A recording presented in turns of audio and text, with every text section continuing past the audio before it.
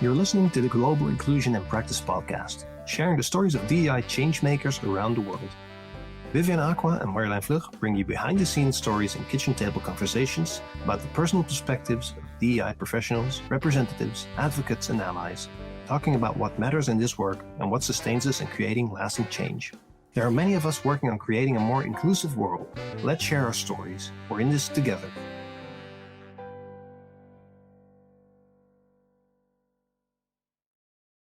Hey, Vivian.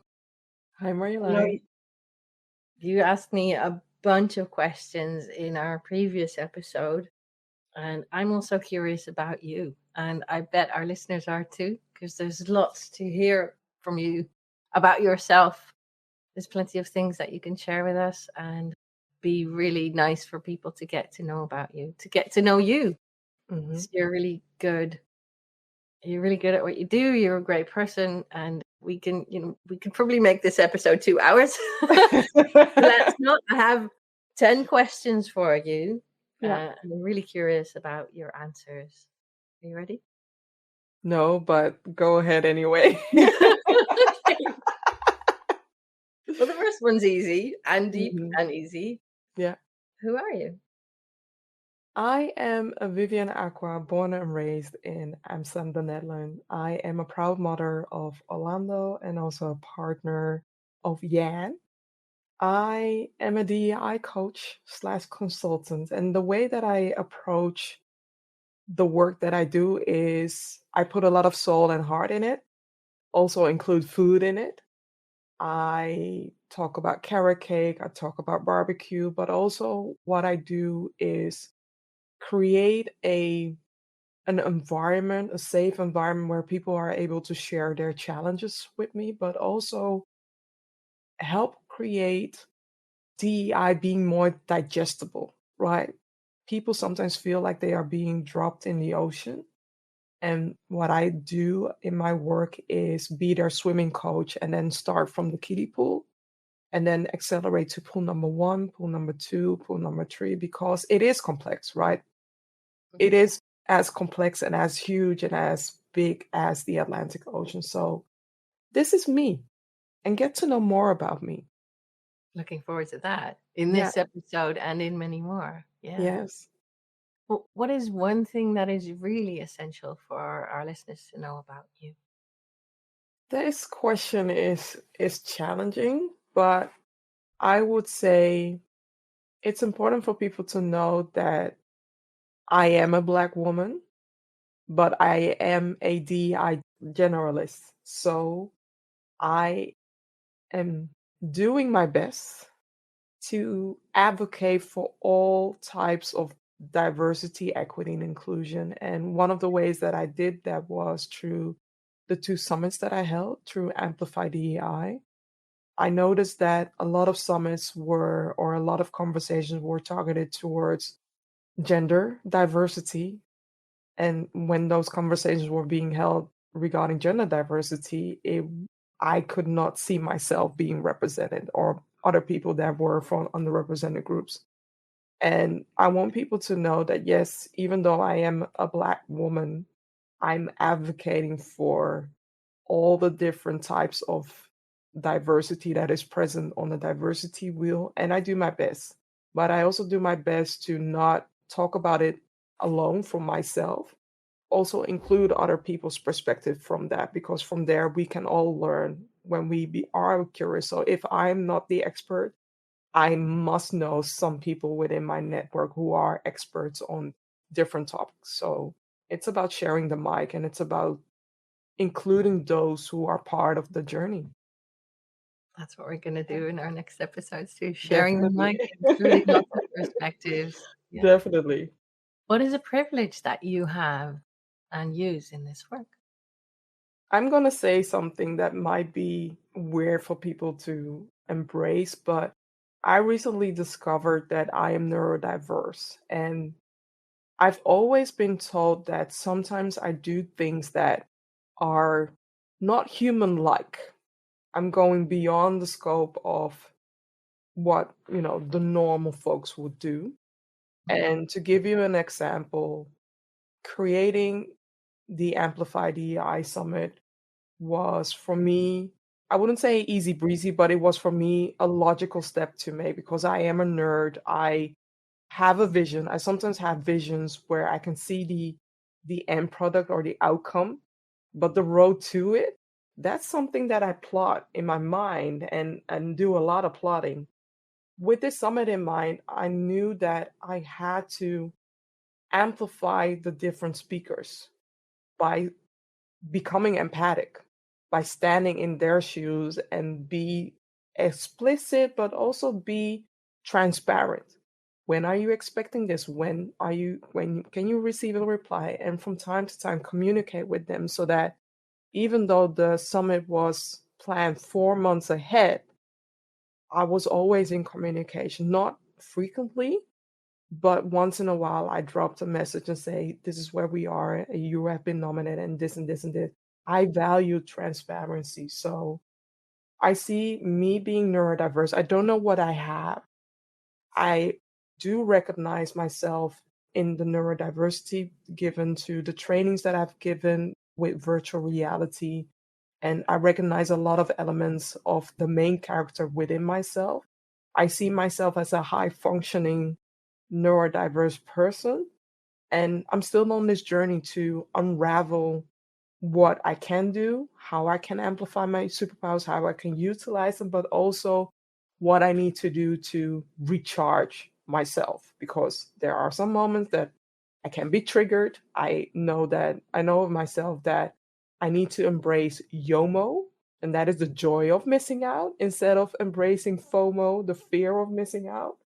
And how I use it in my work, you see it everywhere. If you don't know by now that I'm a nerd and that's something that is contributed by my neurodiversity, then I'm telling you now, I'm a nerd. I geek out on tools and everything. Marjolijn knows that I have a gazillion tools and I use those tools in the line of work that I do. And I see that as a privilege.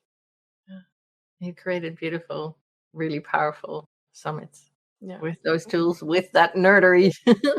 Yeah. Even nerding out with this tool. Yeah. What made you say yes to doing this podcast on this topic for this audience? Well, first of all, saying yes to collaborating with you is a no-brainer. Yeah, I don't need to answer that question. We click and we vibe and we have off the record conversations about this. So it was a no-brainer. And also regarding this topic, you mentioned it in the introduction. There are a lot of resources about the how-tos and business cases and what not to do and what to do, but there aren't that many resources where DEI professionals, DEI change makers are talking about what it means to be the DEI professional or what it means to stand in their shoes and what are their whys, what's in it for them, and how are they dealing with challenges. The more we hear those stories, the more I believe that we can empower each other and also create that community where we support people to bring out their best in themselves, right? Because this work alone, I know it from firsthand, you have to have a community surrounding you or else you will not, or else it will drive you insane. That's how I keep my sanity. Yeah. What do you wish for our listeners? I wish for you as a listener or as a watcher to be empowered by hearing, listening to all these stories. I want you to have a tool in your toolkit that supports you in activating DEI journey within yourself, but also within other people. And just by giving you different perspectives of what the journey of different people, but also what it means to be a DEI professional and what it means to be very strategic, what it means to activate canceling in, what it means to activate canceling out. There are so many things that I want to talk about. I want to encourage you, empower you, inspire you. I want you, through this podcast But most of all, I want you to not be alone in this journey. Yeah, thanks. Imagine, very different question. Imagine looking Yeah. at yourself and zooming way out with a bird's eye perspective on where you are, or even an astronaut perspective, zooming Yeah. even further out. Marjolijn knows that I talk about the moon a lot, so I guess that's where If it we. resonates, it resonates. Yeah. What are the big things you notice from there, from here as you are there? I'm happy that it is noticeable, even though there are small, dense, small actions, small steps that we are making. I'm happy that we live in a climate right now where it is valuable of the steps that companies are making. It is valuable of the activities that advocates are sharing. And there's a reason why I'm sharing advocates, not activists.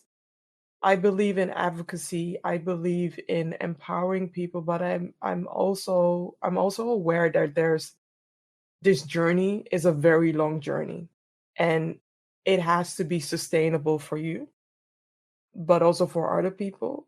And that's what I'm seeing, looking from the moon towards Earth, that there's a lot of things that we need to fix. We need to realize that we are here on Earth, and that is a gratitude, but also we have to realize that we have to leave the Earth, the environment, the workplace more sustainable than it is now. And that's a journey that we are all on. And I want to activate all of you to think about what you can do to make the world a little bit better, because I have a commitment towards my son, and even though my son isn't your child, I do want to leave the earth a little bit safer than what it is right now.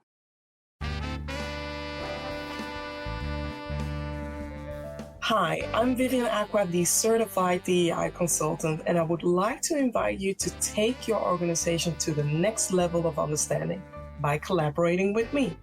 I specialize in helping organizations amplify their DEI initiatives and foster an inclusive environment. Reach out today to learn how I can help your organization unleash its hidden potential and create a culture of belonging. What are the smallest things that you can still see from up there that you feel grateful for? I'm grateful for the new generation inspiring other generations. I'm grateful for them advocating for what is important. They are asking questions that are normal to them, and they are normalizing the questions that are being asked when it comes to diversity, equity, and inclusion. So I have a lot of gratitude for the generation of asking questions. Sometimes they are demanding. I'm not trying to generalize, but I can understand it from their perspective that we have been advocating for inclusion for a very long time, and the way things are going are very slow. And I'm grateful for the new generation speeding up the process. Yeah, which isn't a small thing at all. Yeah, maybe small people, but not a Yeah, small yeah, thing. yeah, yeah. What is a book or a movie or a podcast or a song that has Mhm. inspired you more than anything else? I will try to answer all. So I've written it down. A song that was also the anthem for the Amplify DEI Summit is Bigger by Beyonce. When you listen or read, when you listen to that song or read the lyrics, you will understand that when Beyonce is singing, you're part of something way bigger, bigger than you, bigger than me. I could have been crippled by the isms that I faced in the workplace. I could have gotten bitter, but instead of that, I chose to activate what Beyonce said in her song. It's bigger than you, it's bigger than me. And if not me, or if not us, investing in inclusion, then who? Because I cannot finger point towards other people whilst doing nothing. So that's why Bigger by Beyonce is definitely my personal anthem. The other thing that I want to lift up is a book slash movie, and that is The Hate You Give. When you read the book, read it or listen to it. When you watch the movie, watch it from a different perspective, but also be curious about it because there's a reason why I am nominating this book. A movie, it has to do with racism, it has to do with discrimination, but also it has to do with, at a very young age, kids are being confronted with discrimination and racism. And we think that they don't see it or they don't acknowledge that or they don't hear it, but they do see a lot. And it's hurtful to see that just because somebody is Black or has an Asian ethnicity, that they are being excluded.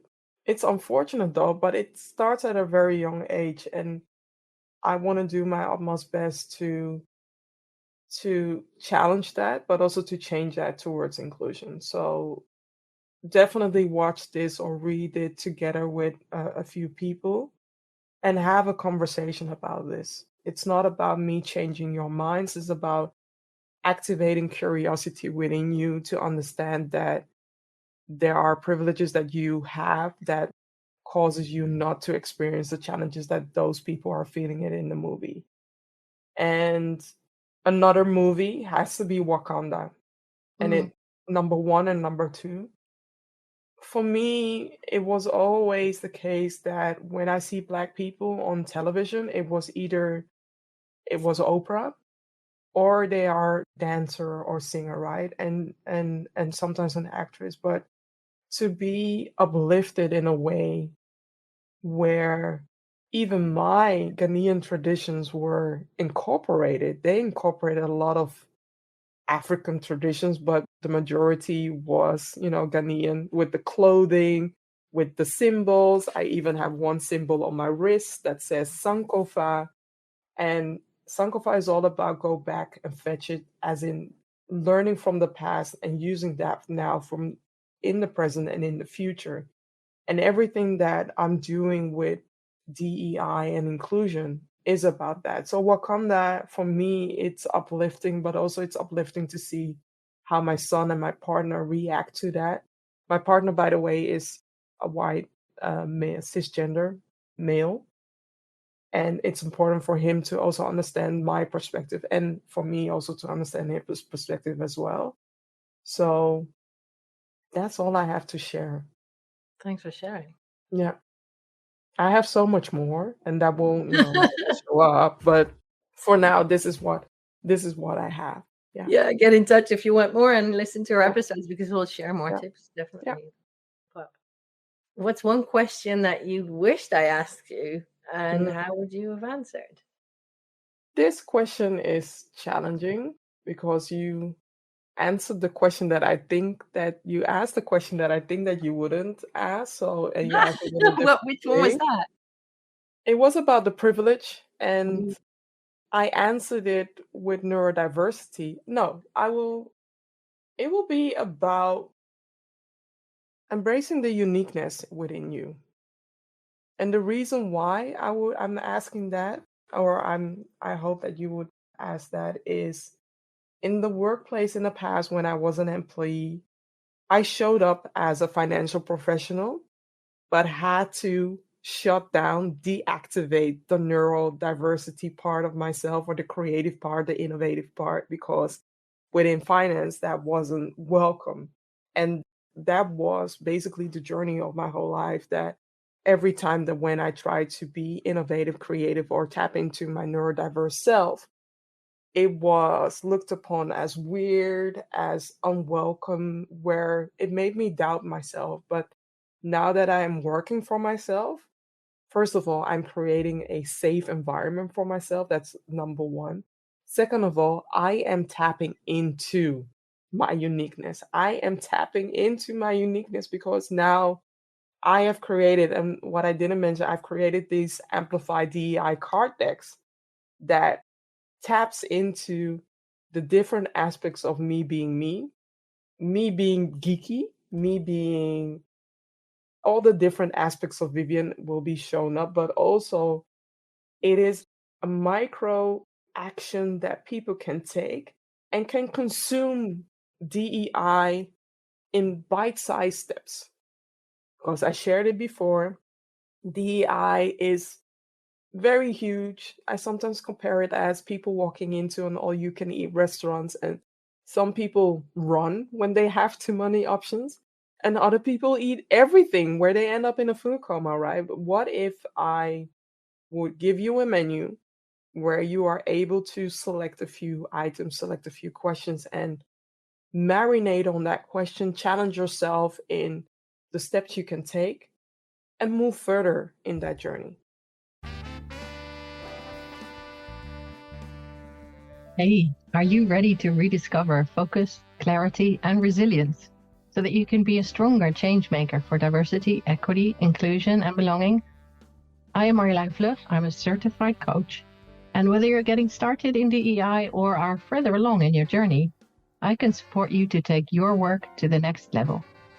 With me as your ally, you can gain clarity on your next initiatives or career goals, make intentional choices, stay accountable to them, deal with the intensity of the work, and create real change. Let's talk. I'd love to learn more about you. Reach out, book a chat. I really love how that complements that growth mindset. That's one of the ways in which you incorporate it. You know, just take one step and marinate on that and then take the next.